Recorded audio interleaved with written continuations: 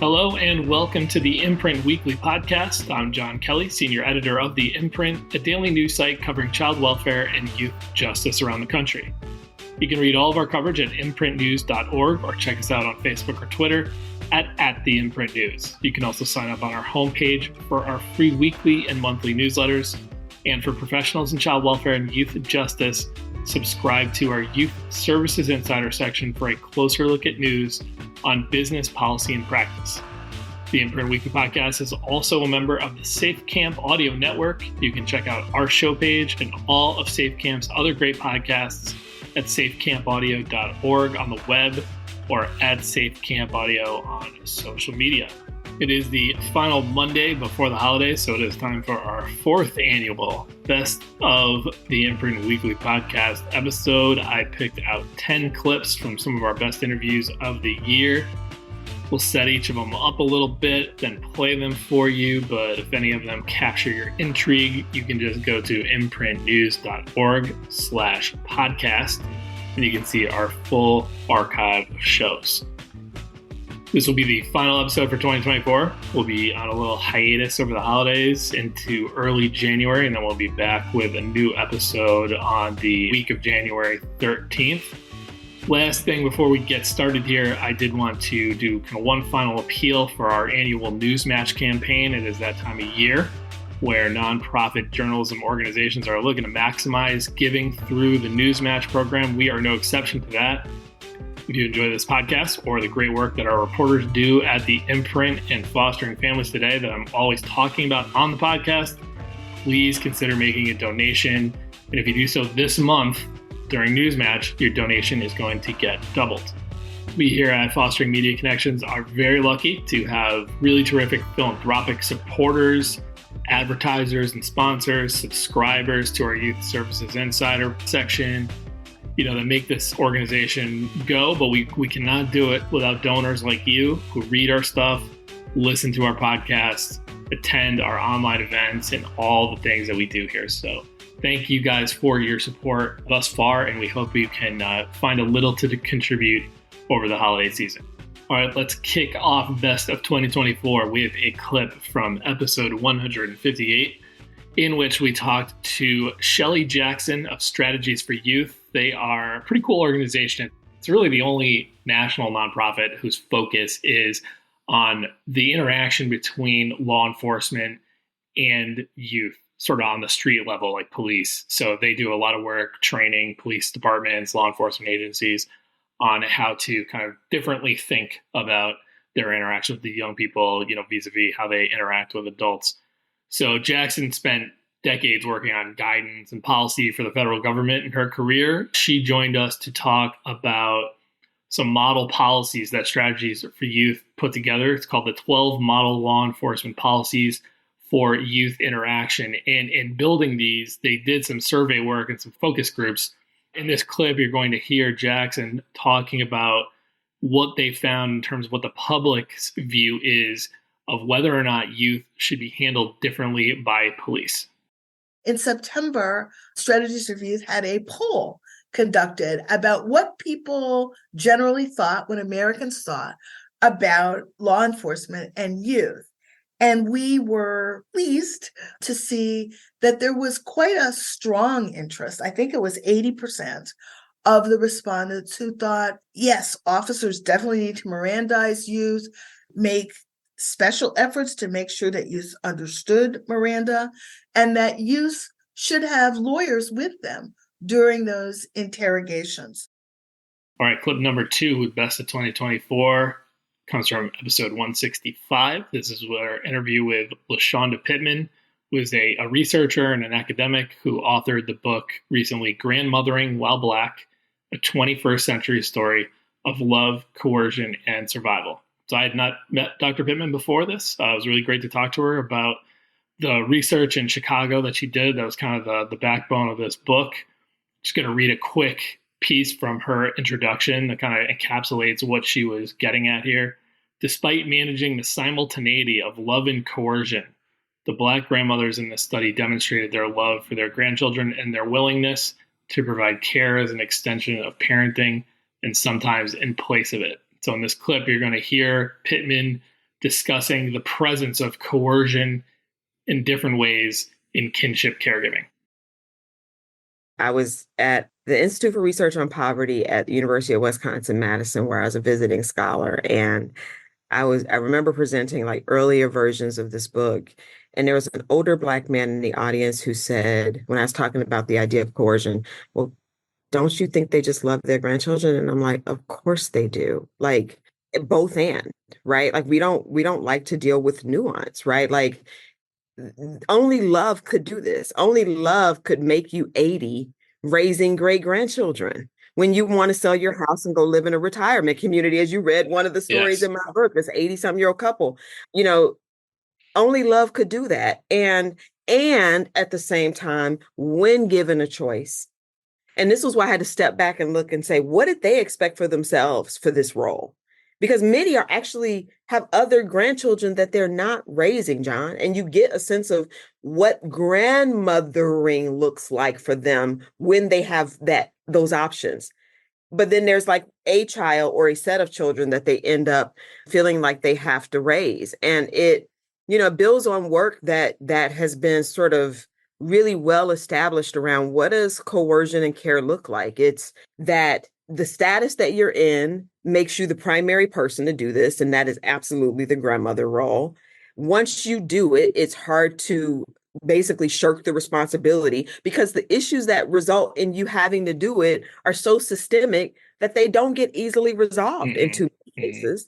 So it's difficult to opt out once you're in. It begins to consume your personhood or other things that you care about, and that there aren't other good options. Alrighty, clip number 3, best of 2024, comes from episode 164, where we interviewed Rob Geen, founder of CWPolicy LLC, longtime leader with the Urban Institute and Child Trends, House Committee on Ways and Means, Annie Casey Foundation. He's been around, and his most recent venture is starting up the Child Welfare Initiative at the Bipartisan Policy Center. And they kind of kicked off their work by doing a very large survey nationally and then in some target states of public attitudes about the child welfare system and some of the sort of derivative parts of it. So you can obviously go and listen to the interview. Also, in the show notes on our show page for this, you can go and find access to all the different findings from their survey of Americans on child welfare. In this clip you're going to hear, Rob is talking about the way in which public opinion has shifted on the specific topic of kinship care from earlier on in his career to now. I do remember a time when I don't think this is the response that we would get from a public poll, and I don't think it is the response we would have gotten universally in our stakeholder interviews. So whatever the kinship advocacy community has been up to for the last 20 years, there's been a shift. We still have work to do. We can't ignore the polling question that was, should you be wary of kin as well? And there was a significant percentage who said, yeah, be wary. And we still heard that in some of the stakeholder interviews. But I think that the both and again there works well, which is let's prioritize kin. Let's make sure that the kin are going to be able to care for children, but that should be a priority. So I don't see that as a mixed message. I see that as a more nuanced understanding. Clip number 4 in the best of 2024 comes from episode 168, in which we talked with Carolyn Travis, who is a community advocacy coordinator for California Youth Connection, which is one of the nation's oldest advocacy groups led for and by current and former foster youth. Travis had written an op-ed for us at the Imprint about the budget cuts that were on the table in regards to subsidized independent living placements, or SILPs, in California. When California extended foster care, SILP became one of the kind of primary options for living accommodations for 18 to 21-year-olds who had elected to remain in foster care. Anyway, there had been a recent augmentation to SILP because in a lot of different places in California, the amount that was being provided to foster youth was not really close to what the sort of market rent prices were.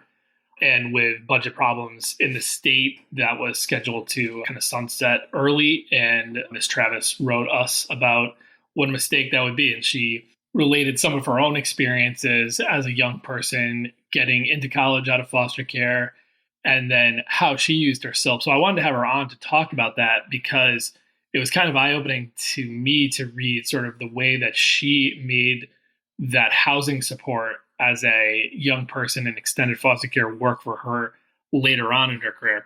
So I would listen to the entire interview. It's a quick one, but I think you'll learn about the different ways in which SILP has become like a real, somewhat form of like guaranteed income, especially for young people who have the ability to get to college campus in California.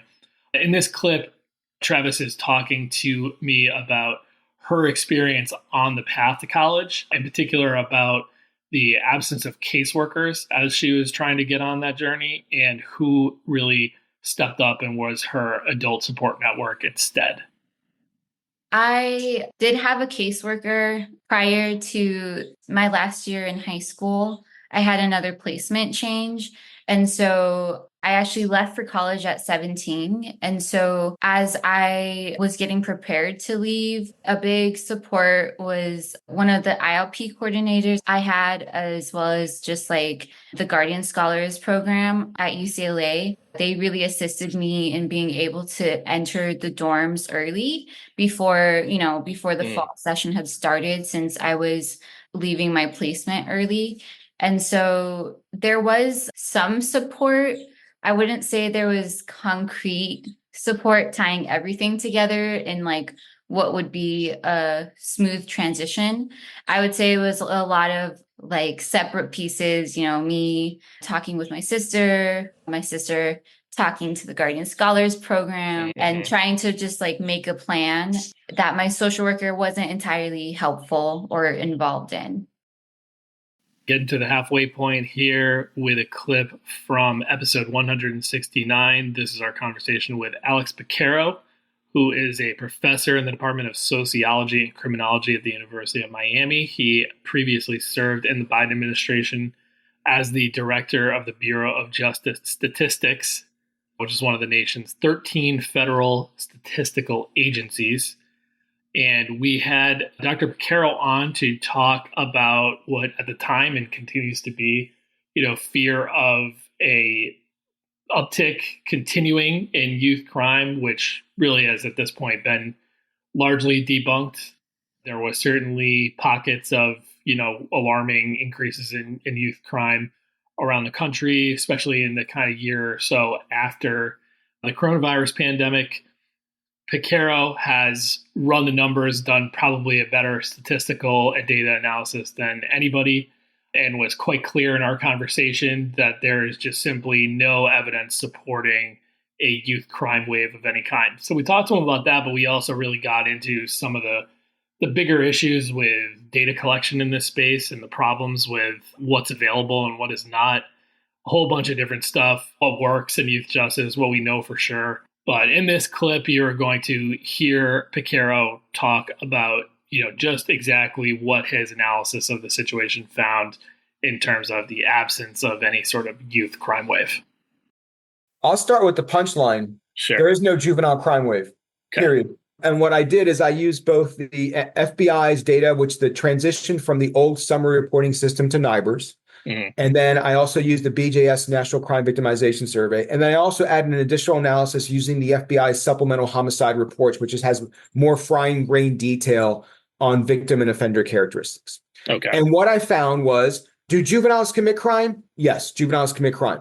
Are they committing crime at higher rates than people who are in their 19, 20, 24, 25, 35? The answer is absolutely not. And their rates of juvenile offending, if you look at the official arrest data, are as low as they were pre-pandemic. So the crime spike that we saw during COVID was not, and the crime that occurred after the social unrest that followed George Floyd's killing and into 2021 was not a juvenile crime problem. So the data, whether you look at victimization data, whether you look at offending data, whether you look at violent crime, total crime, homicide, juvenile offenders are not offending at rates higher than people who are older than they are. Period. Exclamation point, exclamation point. So it's really two things. It's that they are not committing crimes at a rate higher than their older contemporaries. But then am I hearing you correctly that they are also not committing crimes within their own age demographic at a rate that's different than we saw them before the pandemic or really at any point? That is exactly correct. From the data that are available, looking at broad categories, they are not doing anything demonstrably anywhere approaching what people in the 20s are doing with respect to total crime, violent crime, as well as victimization at all.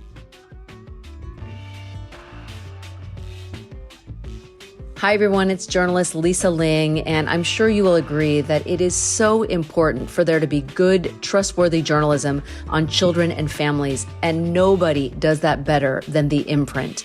I am such a devotee of the Imprint, and I listen to the Imprint Weekly Podcast because it is so comprehensive and so substantive, and it is by far the best news source for anyone interested in critical issues like foster care, juvenile justice, youth homelessness, and so much more. During this holiday season of giving, I hope you'll consider donating to the Imprint. If you do so between now and the end of the year, your donation will be doubled thanks to the National Newsmatch campaign. To give is so easy. Go to imprintnews.org/donate. That's imprintnews.org/donate. Thank you so, so much.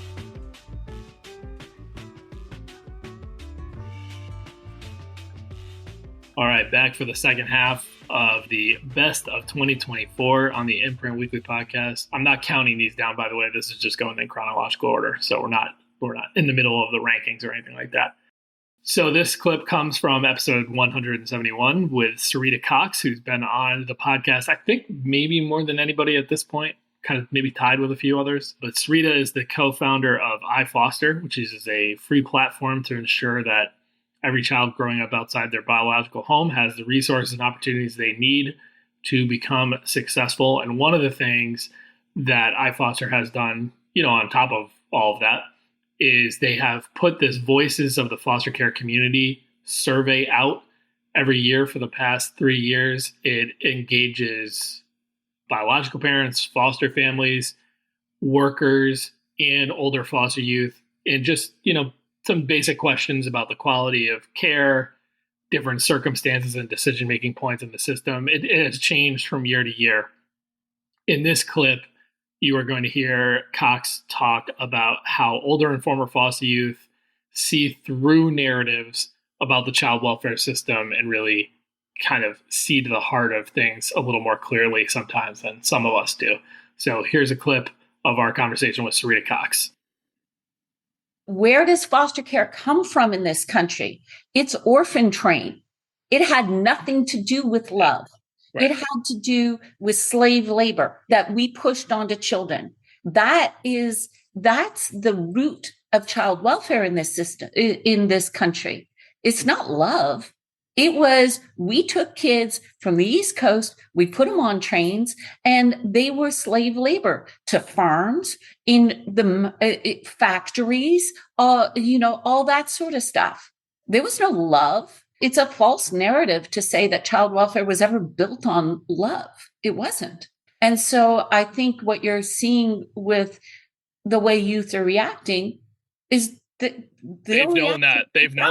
Yeah. They're reacting to the reality. Yeah. And the reality is not love. All right. Our seventh clip comes from our conversation in episode 184 with Congresswoman Gwen Moore, who represents the 4th Congressional District in Wisconsin. It's mostly made up of Milwaukee. She's been in that spot since 2004. And before that, she served in the Wisconsin State Senate. Representative Moore now sits on the House Ways and Means Committee, which oversees most of child welfare policymaking. Actually, we were not talking to her primarily about that in this conversation. We were talking to her about the Temporary Assistance for Needy Families program, or TANF, which is the kind of primary federal welfare program in the country. Not kind of, it is. It is a block grant that comes out to states. I think it's like $17 billion a year, something around there. And states are somewhat free to use that either for direct cash assistance to families or programs related to helping connect parents in households with workforce opportunities and things like that. So we talked all kinds of TANF with Representative Moore, whose kind of worldview is that it was a mistake, frankly, to go from the old mode of federal welfare, which was the aid to the families with dependent children, AFDC, into TANF in 1996. So me and Representative Moore were talking not long after a congressional hearing on TANF and the integrity of the funding going out through TANF and things like that. But I also asked her about a recent proposal. It's kind of still in the proposal phase. It hasn't been finalized from the Biden administration that would sort of put some more guardrails around, allowable uses of TANF by states, but it would also change some things about who is eligible to receive cash assistance as a family. And Representative Moore took a bit of an issue with sort of the proposed language in this rule around who constitutes a needy family. So here is part of our conversation with Representative Gwen Moore. One of the things is that they wanted to clarify what needy was, and to say that needy was 200% of the poverty level. I mean, I don't know that I agree with that. 200% of the poverty level is still extremely poor in 2024. I mean, right now, and I'm talking off the top of my head here, a family of two, a mother and a child, we're talking $13,000, $14,000 a year. So 200% of the poverty level would be $28,000 a year. That's still poor. Clip number 8 in our Best of 2024 comes from episode 185, where we talk to Dawn Post. She's a lawyer, a mediator, and an advocate for youth who recently founded Themis Youth Law and Advocacy. And she hung out that shingle pretty much directly related to her experience representing 8 teenage boys in the story that we talked to her about on this episode of the Imprint Weekly Podcast. What happened here was Jamaican child welfare officials abruptly removed 8 American youth, all teenagers, from a residential facility called Atlantis Leadership Academy, who the leadership of which was also American. So Jamaican officials came in and took these kids basically off of information that there were abusive and substandard conditions at the academy. Post went down there, represented the teens pro bono, had to work with the Jamaican government to ensure that they were safely able to return to the United States. 3 of these 8 teenage boys, they had been adopted by their parents. So we talked all about this experience that she had, which is frankly still ongoing in some cases, that she's still helping out with some of these teenagers. In this clip you're going to hear, Dawn is talking a little bit about the nature of the cases by which these young people came to the Atlantis Leadership Academy. Like, what was the sort of propelling factor, or why they ended up there? And then also a little bit about the conditions that she came to understand that they were living in at Atlantis. It was interesting to see that of all the boys that were there, they were all system involved in some way when they were sent, which was disturbing to realize, because it meant that in some ways that systems might have been implicitly consenting to youth being removed from the jurisdiction when they were under child protective investigations, when a child was on probation. And in one instance, it was special education funding from a county that was paying for this youth to be at this boarding school where they were not being offered an education. If they had any, it was intermittent and it was simply online classes. But their days were spent with doing very hard, what they called hell workouts. And they were put into stress positions that they would have to hold for hours at a time. Between them and the staff, they only had 1 chicken and sosa rice, which was unbuttered, unsalted rice that had to be divided amongst all of them for 1 day. And so their portions of food were really insubstantial. And we actually met a woman who assisted at the facility, and she would try to bring in fresh avocados or some of her own food occasionally to slip to the boys, but she would get in trouble for that. Okay, home stretch. Clip number 9. This comes from episode 186. It's our interview with Jerry Milner. This interview was done just a couple days after the results of the presidential election became well established, and we knew that former President Donald Trump was going to get a second term. We thought we would turn to Milner because he is now the co-founder director of the Family Justice Group, but previously he was the associate commissioner for the U.S. Children's Bureau during the first Trump administration. So we talked to Milner sort of about, just the nuts and bolts of like how one came to be, or at least how he came to be an appointed official within the first tenure of Trump, what he viewed as the legacy and what people were prioritizing around him and what he worked on while he was there, and then sort of what that experience all informed him of in terms of what he expects to happen in this second term as it applies to child welfare policy. And in this clip that I'm about to play for you, Milner is talking specifically about what we might expect to come out of the Trump administration in regards to LGBTQ youth. I think I have no reason to believe that there'll be anything other than a scaling back of focus and services and supports to LGBTQ individuals.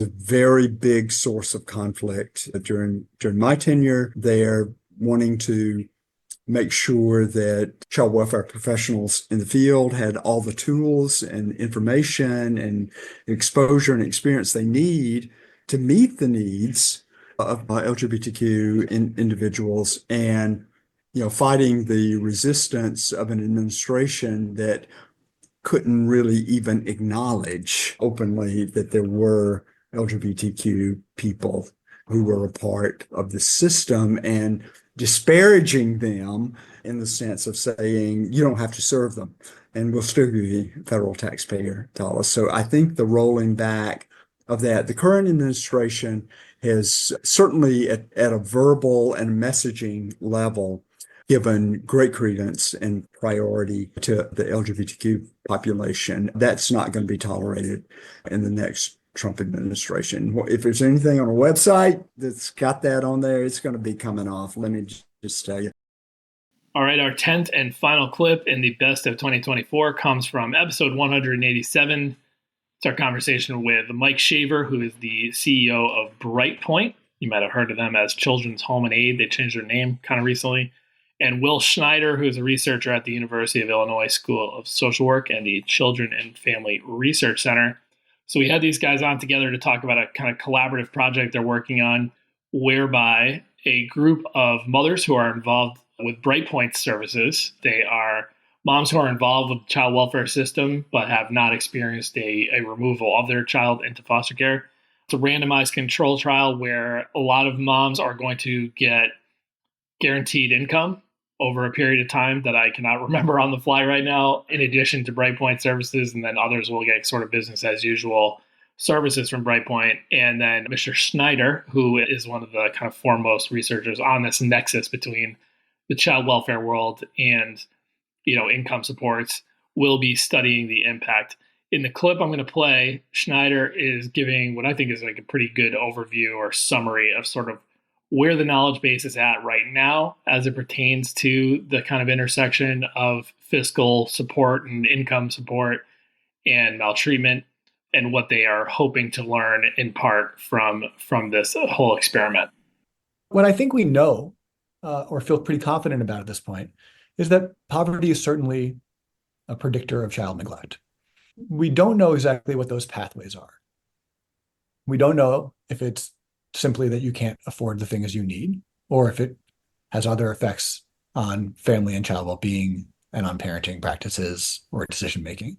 And those are important questions, I think. And I think we're starting to learn that more work may not be the answer. So Meg Feely and I, and a doctoral student here named Jihei Kang, recently published a paper looking at the kind of trade-off for low-income mothers between not enough income and not enough time. And we found that there's kind of this U-shape, that when low-income moms work a lot but don't make a lot of money, there's more neglect. And when low-income moms work not enough and there's not enough money, there's also more neglect.